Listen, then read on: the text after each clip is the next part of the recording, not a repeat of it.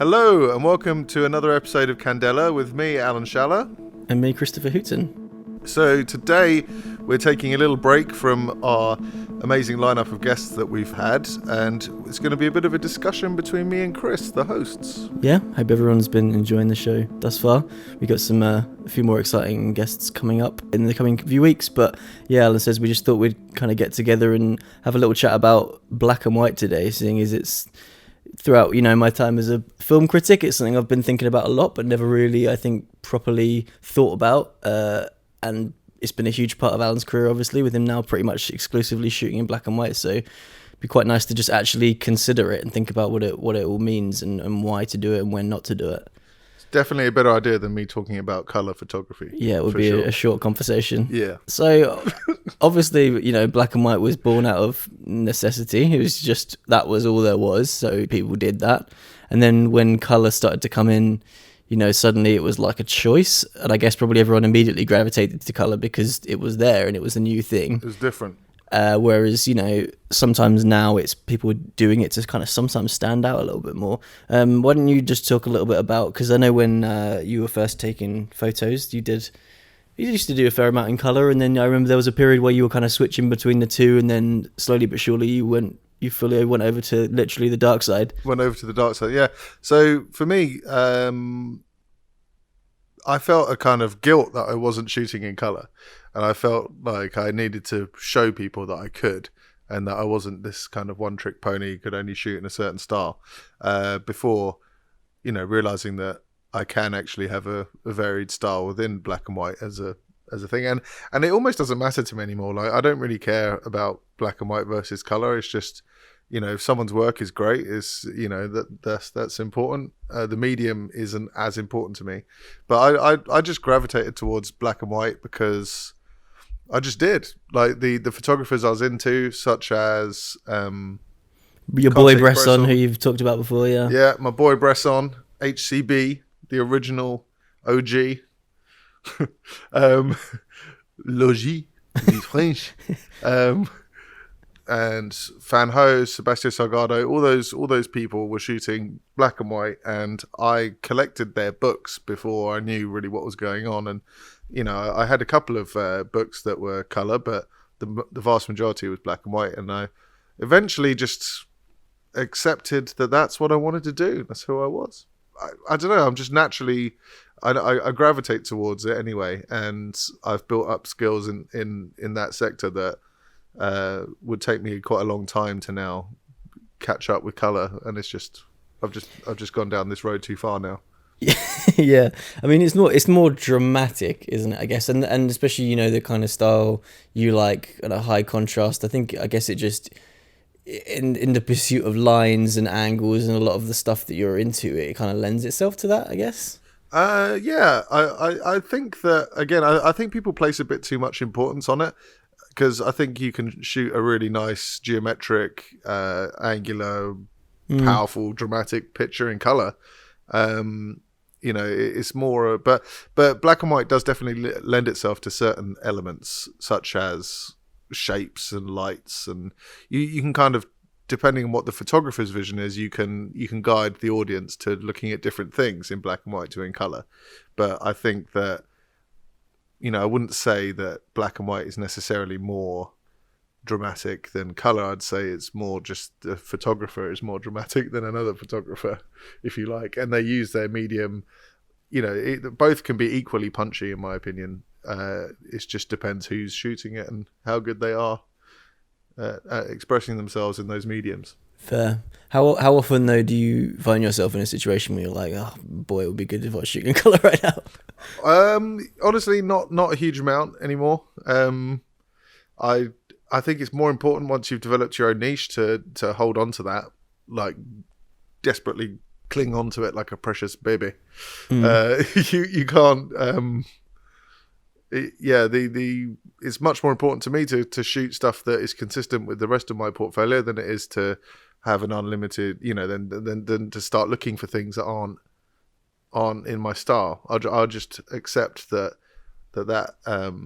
belongs to other photographers. But yeah, there have been times like when I was in India or in Cuba where I thought, damn, that's a color picture right there. Yeah. But I just walk on by. Yeah, and when you occasionally do shoot in color, whether it's for fun or it's for a commercial thing or for a reason or whatever, do you feel like you're a bit rusty and you're like, oh, I forgot about the old Spectrum? Yeah, well, any clients listening, no, I absolutely don't. But the real answer is, yeah. I mean, I feel like I understand how to edit in color, and I get color photography, and it's just I'm not a bad color photographer. It's just I don't. It's just not at the same kind of point as my black and white stuff. So I always feel a bit let down when I'm shooting in color. And also the pictures just don't look like mine. It's really hard for me to see myself in color pictures, even if it's like the same kind of shot that I would try in black and white. Well, actually, yeah, it makes sense. Yeah, I don't know, but I've got a lot of time for color photographers and black and white photographers, obviously. People often say black and white's easier than color, yeah, which I think is total rubbish. I think that anything is really difficult to kind of master. I guess I see where they're coming from. Not that black and white's easy and color's hard, but obviously if you're taking away a color, it must give you more options in some ways. There are scenes that wouldn't work in color that maybe you can make work in black and white. Yeah, but it works the other way around True. as well. So like there are plenty of times where the light is just totally flat and rubbish, and I don't know, maybe there's been an interesting mix of colours that have appeared, and I thought, okay, like you see a yellow taxi in New York and someone in the yellow. I'm not a big fan of those colour matching shots anyway. I kind of feel like it's a bit like... done, yeah. Well, yeah, I mean, some of them are amazing, but sometimes it's like, okay, I get it. There's a yellow over there and there's yellow over there. I guess, yeah, shooting in black and white, you are at the mercy of light more, aren't you? Because there are a lot of colour shots that have quite flat lighting, but there's something about the colour and about the subject that means it can work, whereas I guess a badly lit black and white shot is a difficult proposition. I think black and white is about contrast and tonality, whereas colour's about hues, and it's just a different kind of balance. And it was interesting hearing Steve McCurry talk on episode 2? Yeah. About what he looks for when he's walking down the street, and he says he looks for the right light and the right color. I look for the right light and the right kind of shapes. So I guess that's a bit of a separation there. But do you still get people trying to be like, you're a cop out, for shooting black and white? Do you still come into that, like the negativity around it occasionally? No, I think people just look at the pictures now and they just go, okay, they're and just look at the pictures and don't think about the black and white so much. I think it's people getting into it who are more obsessed with that kind of thing, and who are like, oh, you're only good because you shoot on a Leica. It's yes, I do have what I consider the best tool for my job, but if you give a beginner a great camera, it doesn't mean that they're automatically going to start shooting really interesting stuff, which is and it's the same thing. Sometimes I'll get comments on Instagram that say, why don't you shoot in color, and I'll just say, because I don't. That's it. Yeah. It's not something I really think about anymore. I just produce what I want to produce, and hopefully keep it within my style, or try and advance the style a little bit. That's the ultimate goal, but it's difficult. Yeah, I guess my sort of feeling about black and white is, I guess it's changed a little bit. I think originally, when I was younger, I used to be quite, not anti it, but I think just more from a film background, I was just never hugely into it. I don't know, I think it's so different for some reason, the use of black and white in film compared to photography. Yeah, expand on that. I just think when you've got a single frame, as photography is, it works really well. I think often in something about it in film, it can look weirdly lifeless, or it's a much harder proposition. It's like, people will be more than happy to see some photography in black and white, but like if you go to any studio or like production company or producer and be like, they're really into the script and they're like a great project, and you're like, I think we should do some black and white, they'll be like, fuck off. It's a really hard proposition, and there's like all their data will say black and white films don't sell as well, no one will watch it, and I'm not sure 100% sure why that is. I don't know. Maybe people associate it more with, it must be some kind of artsy concept film, and they just want to watch Transformers. I think that's probably it. Actually, is that there's immediately like the perception that this is going to be a super arty thing and probably not very easy to watch. Which I mean half the time is probably right. It's absolutely bang on most of the time. What was that film? Roma. Yeah.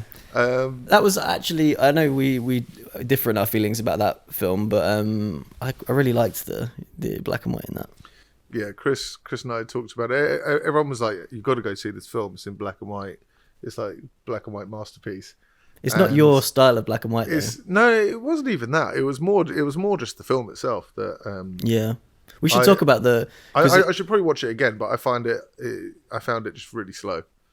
I also found it slow. We got to put a pin in this and talk about this in a little bit, because I think there's a really interesting thing to do with film. But before we get ahead of ourselves, obviously because that film was such like a landmark in the kind of monochrome filmmaking.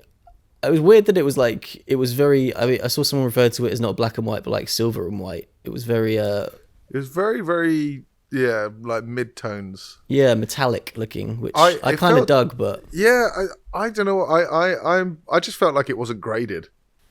it was really weird. I felt like it had been shot in RAW. I think maybe that is because you're used to a different kind of style though. Like I'm really into, like, I think with film in particular, I'm really into super low contrast, and sometimes you get when these cameras, the Arri Alexas and the Reds and stuff, they spit out this footage that has got all the information inside it that you can bring out, but it comes through very low. Yes. I'm sometimes like, I kind of like this, and then the editor will put on. So there's a thing called an LUT that they people, when they're editing, is just like basically a slapdash color grade that just brings everything up, so what you're not looking at. I'm actually like, I kind of liked it better when it was just the super low class faded. Well, again, I come from a certain school of thought with black and white, and I'm a big fan of what Ansel Adams said when he said that all for him a black and white print should have all the tones from black to white and every layer of grey represented. And I've never seen more beautiful prints than his. In person, and I just totally buy that and agree with it. And I feel like black and white that hasn't got rich tonality is almost like missing the point of black and white. And it's not that you have to have something super crushed and super negative spacey and all that. You don't have to do that. It's more just having a nice image that shows all of that tonality, and it's a real skill to be able to do that.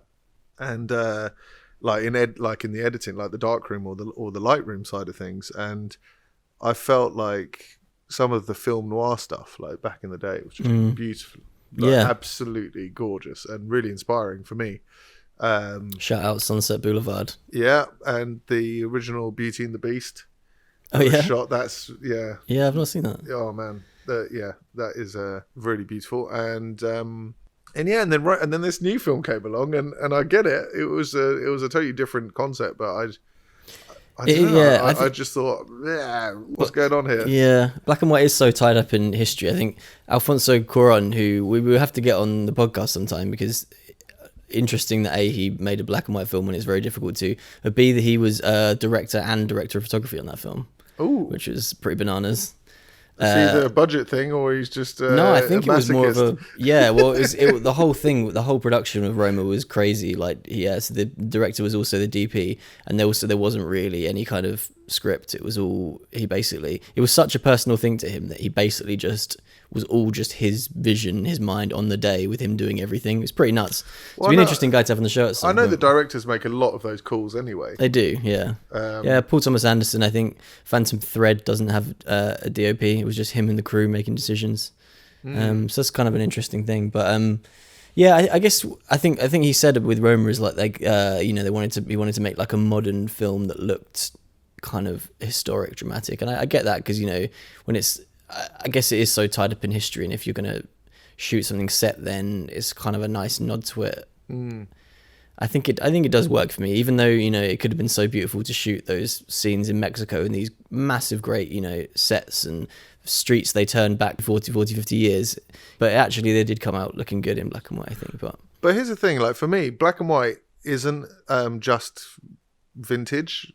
It's not just like, obviously it's got its ties with the beginning of photography, but I've always kind of seen black and white as having lots of potential for being modern and not just associated with those classic pictures. Yeah. And so, but it's always going to have that link. Like a lot of people, the first thing they say when they go, "Oh, black and white," that's really classic.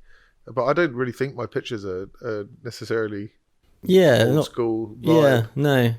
I think you might have said this to me once as well. It's like, it's funny when everything was in black and white, when people first did color, like, in The Wizard of Oz famously goes into color halfway through, like that obviously really popped. And now it's almost like the opposite. It's because, in our social media feeds and online articles, we're so constantly assaulted with often sort of quite low quality color images, just very shot on the fly, or like paparazzi stuff or whatever, that actually black and white sort of can stand out more. Yeah, I think it's really quite funny it must be a bit surreal for photographers who started in black and white and read an article or see something about these photographers shooting in black and white these days, and that being a brave decision. It must be just a bit like, what are you talking about? No, it's not. It's just one of the ways to shoot photography. But I honestly didn't. It took a bit of cojones to say I'm not going to shoot color. Yeah. But not in a kind of personal sense, in a kind of job sense. So I've turned down work, just been like, if you don't want it in my style, then what's the point? What's the point? Yeah, use someone else. Yeah.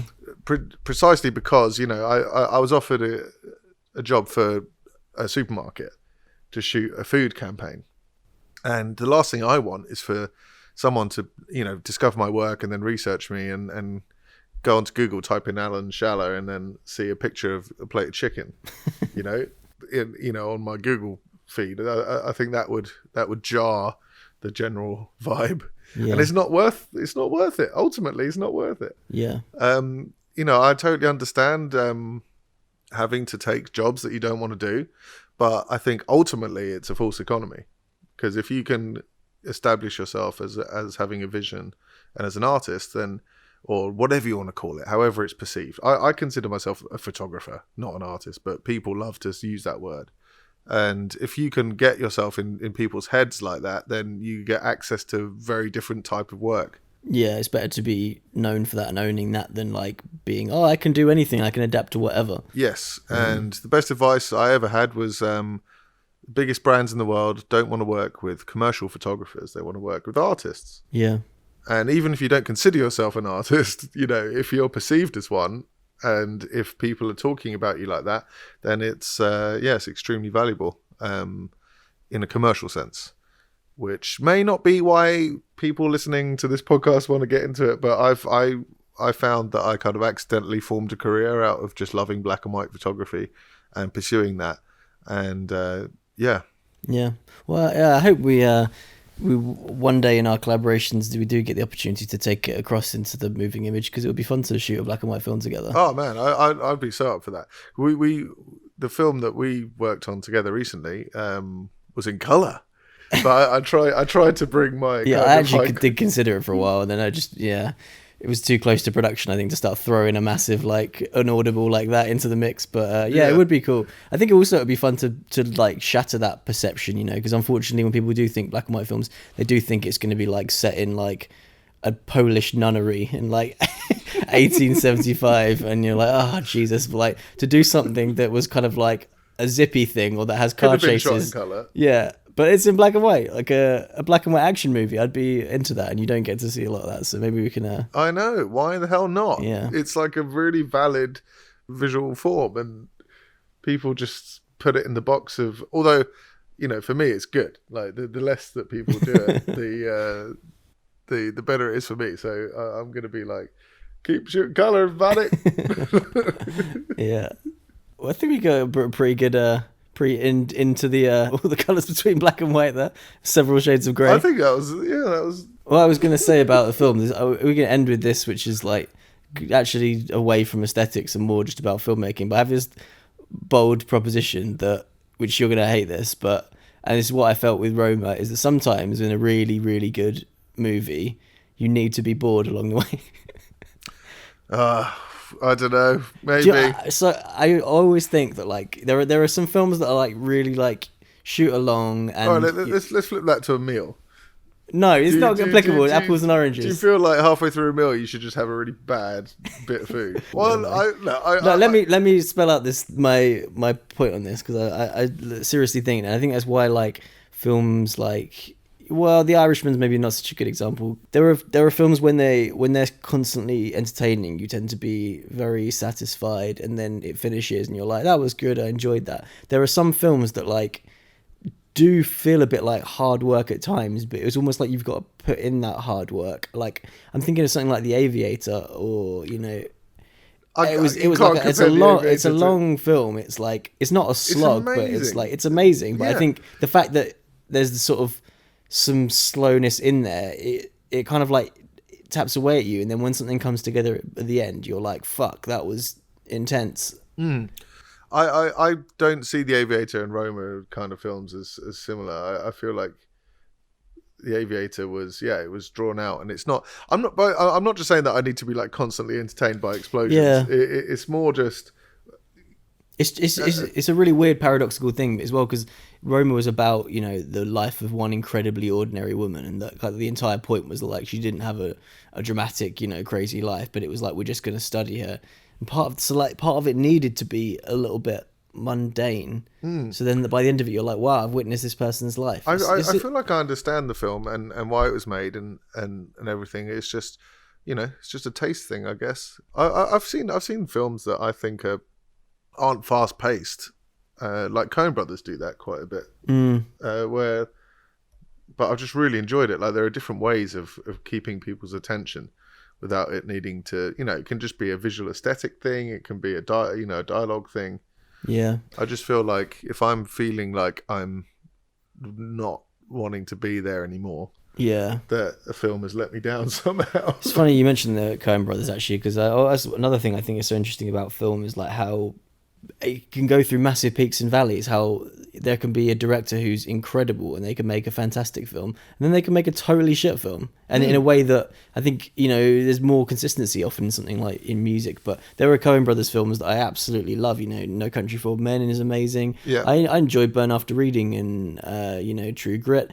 Hail Caesar, I was bored to tears. I just couldn't bear it, and I think it's really weird. Serious Man was pretty bad. I don't mind that, but it's funny how someone who's working at the same level with the same set of skills can make something that you absolutely love, and make something you just literally like, you want to like just get out of there and do anything else. But it's kind of fascinating that that's possible. Yeah, and everyone will have a different take on that. Yeah, some people will be absolutely. I feel like everyone should just make black and white films. That should be a thing. It should be an industry rule.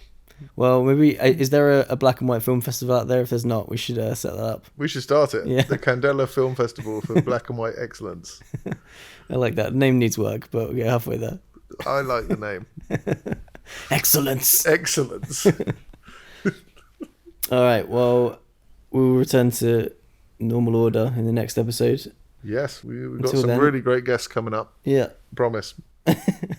Yeah, until then, thanks for listening. I hope everyone's enjoying the show. We definitely welcome feedback. We're trying to make the audio as good as we can. We're working with some very, very different situations and different setups with people all over the shop, but we're heading for consistency. We're trying our best, goddammit. We're trying our best. And we're both manning the account on Candela Podcast, so hit us up if you have any comments or questions or any kind of suggestions for future episodes. All right. Peace. Peace out.